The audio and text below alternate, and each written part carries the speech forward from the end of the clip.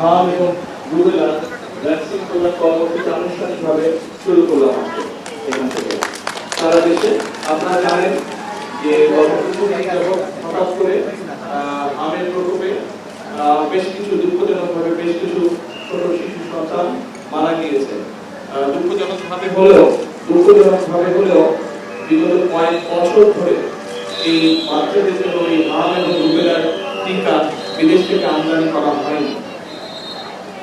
যাদের দায়িত্ব ছিল এই কাজটি করা, তারা এই কাজটিকে সঠিকভাবে সম্পন্ন করেনি তাদের দায়িত্ব। তার ফলে দুঃখজনকভাবে অনেকগুলো শিশু প্রাণ ঝরে গিয়েছে। এটি একটি অত্যন্ত গুরুতর অপরাধ। যে অপরাধটি সংঘটিত হয়েছে গত কয়েক বছর ধরে যারা দায়িত্বে ছিলেন।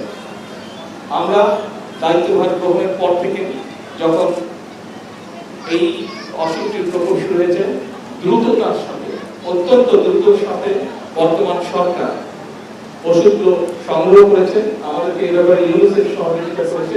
ইউনিসেফের মাধ্যমে আমরা এই টিকাগুলো সংগ্রহ করেছি এবং আজকে আনুষ্ঠানিকভাবে আমরা এই টিকাদান কর্মসূচি সারা দেশে শিশুদের মধ্যে আমরা শুরু করেছি।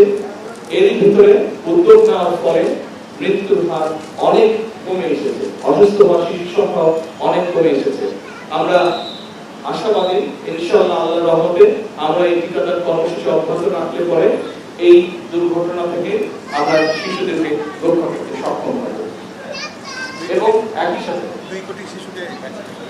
একই সাথে এই পরিকল্পনার মধ্যে যে অনুষ্ঠানটি আজকে শুরু হলো, আমরা 2 কোটি সারা দেশে 2 কোটি শিশুকে হাম এবং রুবেলা ভ্যাকসিনেশন আমরা প্রদান করব। সেই জন্যই আমরা আত্মবিশ্বাসী যে ইনশাআল্লাহ দ্রুততার সাথে আমরা এই অসুস্থতার হাত থেকে শিশুদের প্রাণগুলো আমরা রক্ষা করতে সক্ষম হব।